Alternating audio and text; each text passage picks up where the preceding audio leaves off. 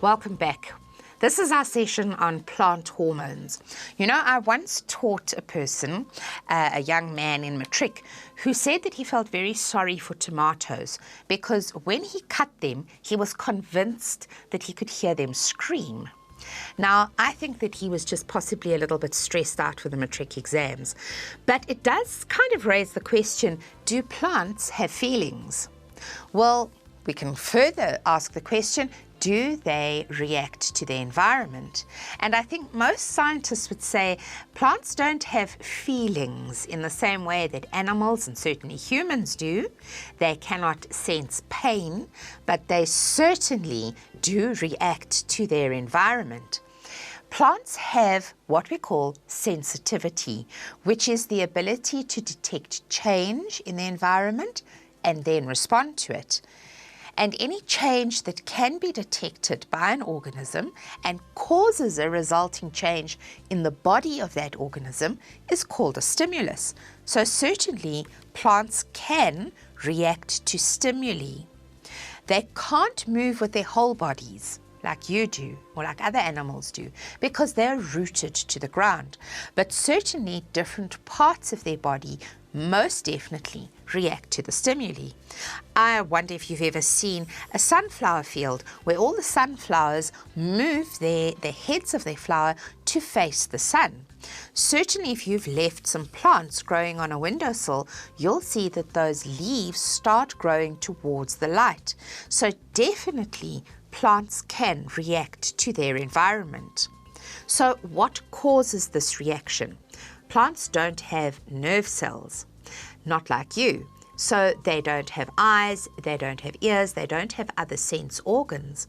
Something else must be causing them to react to their environment. And scientists have discovered that plants contain certain chemical substances called plant hormones that cause the plant's responses to changes in the environment. These plant hormones affect plant growth and affect the way in which the plant develops, for example, whether it develops leaves, buds, fruit, and so on.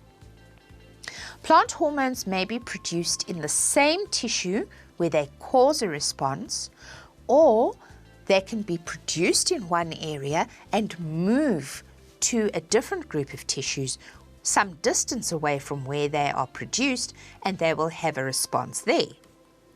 So what are some of these growth responses that we can expect to see or observe in plants? Well, first of all, we know that shoots, the upper part of the plant, grows so that they tend to bend towards the light. We know that conversely, roots grow away from the light and therefore grow down into the soil.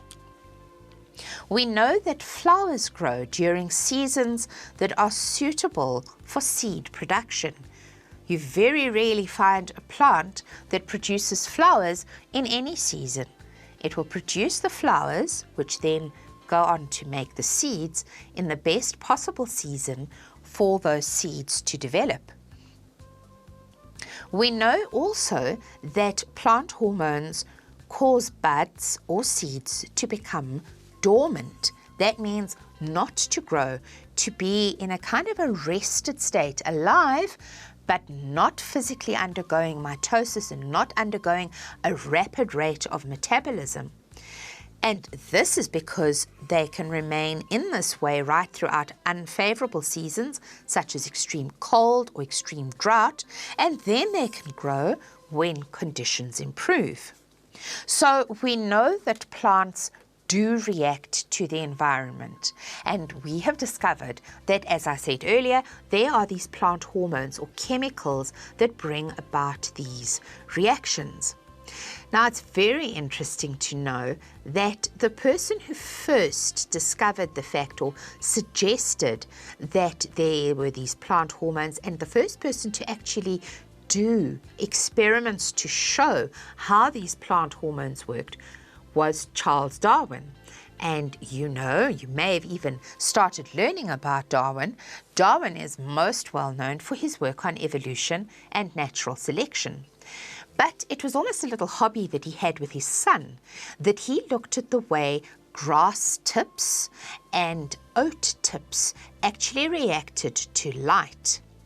And he did a whole range of experiments to try and work out what was it about the light that caused the plant tip to grow in a certain direction. He spent a lot of time with his son cutting the little tips off the plants and the little grass bud tips to try and see what would happen if you removed them completely. And he found out that if you remove them completely, well, they don't grow any further. He found out that if you illuminated them from one side, they would grow towards the light. He also found out that if you shade those shoot tips, they will not change their direction of growth. And so he did this pioneering work on plants to try and observe the way in which they actually depend on light or react to light. And we'll have a look at some of his experiments after the break.